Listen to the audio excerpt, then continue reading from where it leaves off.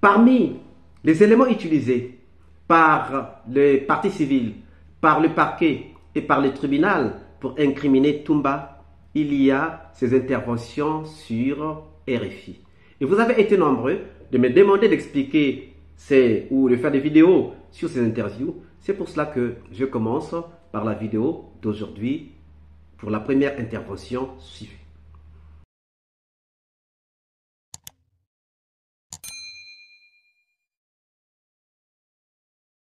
Bonjour, bonsoir, cela dépend de l'heure à laquelle vous regardez cette vidéo. Bienvenue si vous nous découvrez pour une première fois. Encore un réel plaisir pour moi de venir devant vos écrans pour vous apporter dans vos maisons, dans vos bureaux, les analyses de soleil d'Afrique.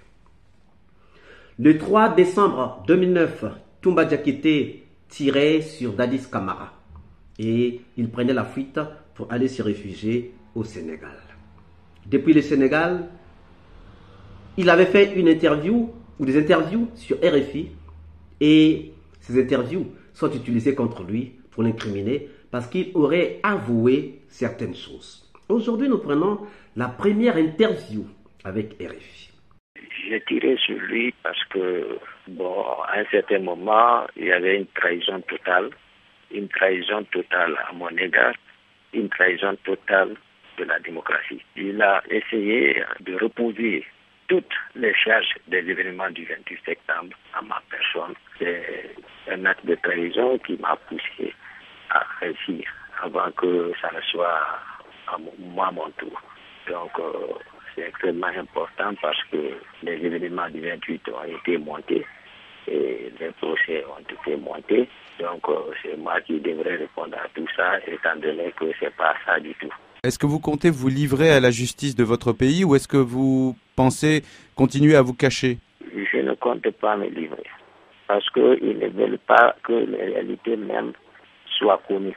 Donc, ils préfèrent me tuer avant que je ne dise. C'est une chance que j'ai eue avec vous d'expliquer, de donner des explications. Le jour du 28 septembre, il les a envoyés en précurseur pour aller s'interposer, empêcher les manifestants sur leur chemin. Il connaît cette réalité du terrain. Et il a également fait venir 250 nouvelles recrues du centre d'instruction de l'école de l'armée de la mer, dénommé SIAM, qui ont été manipulés, habillés en tenue civile, armés en armes blanches et qui ont causé d'énormes massacres. Et tout ceci, ils connaissent les réalités du terrain. Et nous sommes venus au stade dans les environs de 11 heures. La situation était déjà pure et la responsabilité individuelle que j'ai prise, c'était directement aller pour sauver les leaders. Beaucoup des témoignages recueillis après les événements du stade montrent que ce sont les bérets rouges qui ont commis des exactions et que vous étiez parmi ces bérets rouges. Je suis venu, mais cela ne signifie pas que je me suis comporté autrement. Effectivement, tous les corps habillés ce jour se sont mal comportés. Je veux parler de mon adjoint, le sous-lieutenant Marcel Guilabogui, qui a blessé tous les leaders politiques. Moi-même, j'ai reçu des coups. Les leaders peuvent vous en témoigner. J'ai reçu les coups. J'ai aussi donné des coups à certains militaires, policiers et gendarmes pour sauver les leaders. Moi, c'est ce que j'ai pu faire.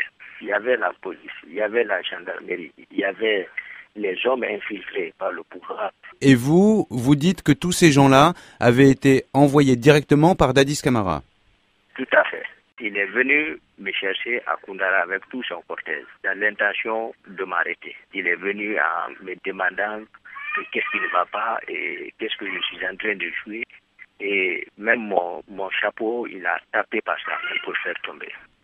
Je l'ai répondu que je suis votre aide de camp, les arrestations arbitraires ne peuvent passer sans que je sois informé. J'ai dit, je ne sais pas de quoi vous jouez. Je suis un chef d'opération Macambo, voulait venir vers moi, c'est à ce moment, parce que j'avais une arme sous mes mains à ce moment. C'est à ce moment que j'ai ouvert le feu sur lui. Je dis bien, je précise, une balle, environ 1 à 2 travers doigts de la nuque du côté droit. Vous lui avez tiré du côté de la nuque, côté droit. Ça veut dire qu'il était de dos?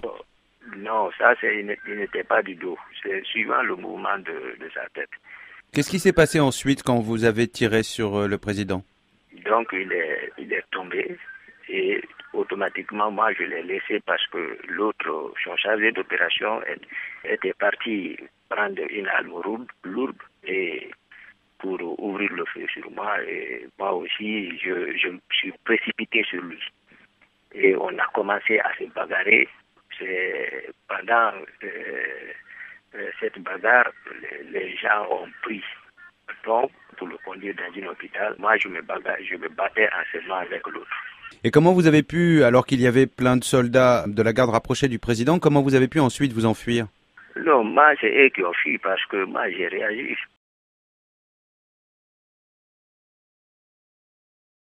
Vous venez donc de suivre l'interview de Toumba Diakité sur RFI.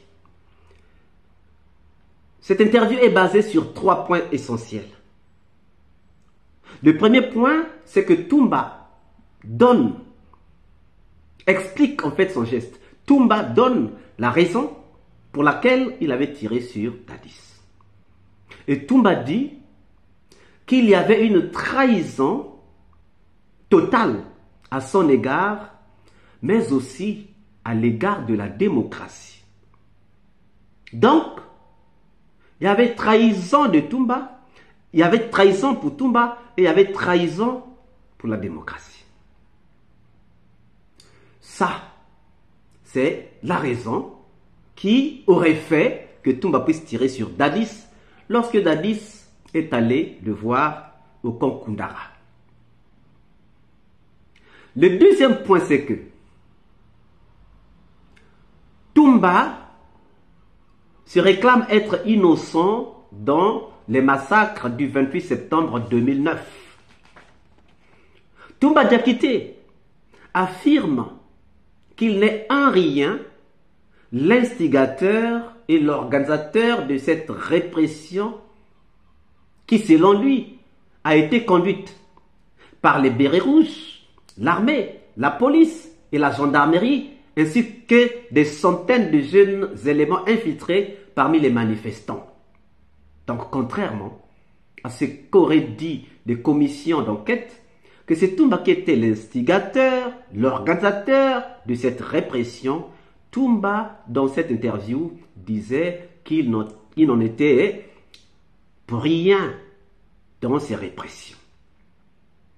Et aujourd'hui, avec le verdict qui est tombé, que nous sentons toujours biaisés, au finish, on se rend compte, tout le monde se rend compte que Toumba n'en était pas l'instigateur ni encore l'organisateur. Selon Toumba, les éléments avaient été envoyés par le président Dadis Camara en personne et étaient dirigés par certains de ses adjoints. Toumba cite même Marcel. Toumba dit des choses, ce qui corrobore par les leaders, ce qui est corroboré par les leaders de l'opposition. Car les leaders sur RFI reconnaissent que c'est lui, au contraire, qui a exfiltré les leaders politiques pour leur éviter d'être tués par les soldats. Suivez aussi ces leaders qui sont en train de parler. Suivez Mokhtar Diallo et Lou Senoufal donner des interviews sur RFI. Malheureusement, ce sont des interviews qui n'ont pas été prises en compte. On a seulement pris en compte les réactions à chaud lorsque les leaders disaient qu'ils ont vu Toumba à la tête. Mais après, lorsqu'ils passent sur RFI, ils disent bien que Toumba leur a sauvé la vie. Suivez. Quand nous étions au stade, quand nous avons été donc attaqués par les militaires, les policiers, les gendarmes, pour 3 leaders, le Sénifal, Sidia Touré et moi, c'est Toumba Diakité qui nous a protégés des attaques des autres militaires qui se déchaînaient, qui venaient vers nous pour nous massacrer. Et donc il est dissuadé, il nous a amenés jusque dans sa voiture et il a mis à ce niveau un militaire pour nous garder. Et après il est revenu pour nous prendre et nous amener à la clinique Ambroise Paré pour prendre les premiers soins. Ce qui a été empêché par le neveu de Dadis, Marcel, qui a menacé même de faire exploser sa grenade. Et donc, Toumba Diakité l'a appelé de côté pour le sensibiliser. Et je crois qu'il n'a pas réussi. Et donc, Toumba nous a amenés à la gendarmerie. Et je peux dire, il a en tout cas participé à nous sauver la vie. Le jour du 28 septembre, est-ce que vous avez vu par ailleurs Toumba Diakité tirer sur la foule? Écoutez, je ne l'ai pas vu tirer. Mais vous savez, en ce moment, c'est pas évident de tout voir. Donc, je ne dis pas qu'il n'a pas tiré, mais moi, je ne l'ai pas vu tirer. C'est bien Toumba qui nous a arrêtés, tous les 4 leaders, donc Sidia, Selou Dalin, Mokhtar et moi-même. Lorsque nous sommes arrivés de la tribune à la pelouse, c'est là où Selou a été séparé. Nous avons bien sûr reçu des coups. Toumba ne nous a pas frappés et il nous a extraits du stade. Il nous a menés sur l'esplanade pour nous embarquer et encore les autres étaient là pour nous donner des coups dont les Marcel. Et même dans le véhicule de Toumba, Sidia a reçu un coup de Marcel. Marcel Gavogui, le neveu de Dadis Camara. Absolument. Et Toumba nous a donc extrait du stade et nous a menés dans une clinique de Conakry pour nous donner les premiers soins puisque tout le monde saignait. Et là, lorsque nous sommes arrivés, encore le même a sorti une grenade pour dire que si on nous soignait, on nous descendait, il allait faire sauter la clinique. Alors Toumba nous a protégés là et puis il nous a pris, il nous a posé à la gendarmerie. Je peux dire qu'en réalité, il nous a sauvé la vie parce que si nous ne nous avions pas extrait du stade ce jour-là, je suis sûr qu'on nous aurait tous liquidés. Est-ce que par ailleurs, vous avez vu Toumba Diakité tirer sur la foule? Non, je n'ai pas vu Toumba tirer sur la foule, je ne l'ai pas vu frapper les autres. Ce que je sais, c'est que dès qu'il est rentré à l'intérieur du stade, il s'est plutôt concentré sur les leaders. Je crois qu'il avait pour mission de nous arrêter. Et c'est ce qu'il a fait. Revenons encore donc sur l'interview de Toumba. Le lieutenant Toumba explique que Dadis Camara avait ordonné à son adjoint, le lieutenant Marcel Guilavogui, de diriger les opérations contre les leaders politiques présents à la manifestation. Donc, Macabo pouvait avoir le rôle de mener la répression contre la population et Marcel aurait donc l'autorité de la répression sur les hommes politiques. Voilà pourquoi ça ne nous étonne pas que Lucien Nofal dise que le groupe qu'ils avaient frappé, c'était le groupe de Marcel. Est-ce que vous voyez, chers amis, Toumba explique même que l'opération de répression avait été planifiée, selon lui, par le président et le ministre en charge de la sécurité présidentielle, Claude Pivy. Il explique aussi que la junte avait infiltré plusieurs centaines de jeunes recrues en civil parmi les manifestants. Ce qui a été aujourd'hui démontré. Toumba était-il en train de mentir? Aujourd'hui, ne sommes-nous pas capables de comprendre la véracité de ce que Toumba avait dit sur RFI, sur cette première interview? L'ancien lieutenant Toumba, aujourd'hui commandant Toumba, est aussi revenu sur la journée tragique dans cette interview du 3 décembre, où il a tiré sur Dadis Camara. Celui-ci voulait, dit-il, le faire arrêter dans son camp, le camp Koundara. On voulait l'arrêter au camp Koundara. Donc Dadis était venu pour arrêter Toumba. Voilà pourquoi il avait tiré sur lui. Maintenant, il y a une partie où il dit dans cette interview que lorsque nous sommes arrivés au stade, tout était déjà gâté. Nous qui? C'est là où les gens se fondent pour dire que Toumba était parti avec des éléments. Mais si Toumba est parti avec Foromo, il va dire que quand je suis arrivé, alors qu'ils étaient deux arrivés au stade, il a bien le droit de dire, lorsque nous sommes arrivés au stade, tout était déjà gâté. Tout était déjà gâté. Donc il y avait des gens qui avaient déjà infiltré. Il y avait des gens qui avaient déjà commencé. Mais lorsque les gendarmes tapent les journalistes, tout ça, la situation était déjà gâtée. Et lorsque le groupe de Marcel arrive avec en tête l'idée d'aller mener la répression contre les leaders, Toumba pouvait-il laisser les Marcel entrer au stade avant lui? Voilà pourquoi vous allez voir dans la vidéo de son arrivée, il est en train de courir pour dévancer ces gens, pour qu'ils rentrent le premier Et finalement, ils arrivent au même moment et on considère que Toumba était à la tête des leaders, des assaillants. Pourtant, juste après, lorsque les leaders eux-mêmes commencent à réaliser que Toumba n'était pas venu méchamment, ils passent sur RFI, comme vous avez écouté Mokhtar Diallo et l'Océanu Fall. Ça, c'est l'explication de la première interview de Toumba Diakité sur RFI. Il n'y a rien de méchant de la part de Toumba. Sinon, dans cette interview, la partie qui peut vous interpeller, c'est là où il dit lorsque nous sommes arrivés.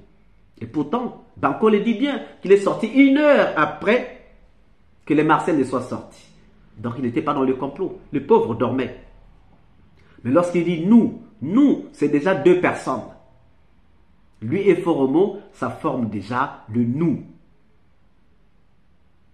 Nous n'est pas obligatoirement utilisé pour 3 personnes, 4 personnes. À partir de 2 personnes, si je suis avec une personne, c'est déjà le nous. Maintenant, comment trouvez-vous le nous là comme étant lui et les 8 éléments dont on parle, alors qu'il est sorti seul avec Foromo, il formait déjà le nous. Ça, c'est pour la première interview. Et nous reviendrons pour la deuxième interview que nous sommes en train d'analyser à la loupe. Chers amis, pensez-vous que cette interview peut être utilisée contre le commandant Toumba comme un moyen de dire qu'il était au stade avec des éléments? C'est la question que nous vous laissons dans cette vidéo. Si vous avez aimé cette vidéo, ne manquez pas de laisser vos pouces bleus, de commenter, de partager. Si vous n'êtes pas encore abonné, c'est le moment de vous abonner et surtout de ne pas manquer d'activer la cloche de notification afin d'être averti à temps réel de toutes nos prochaines publications. Quant à moi, je vous dis à très bientôt pour une nouvelle capsule. Ciao!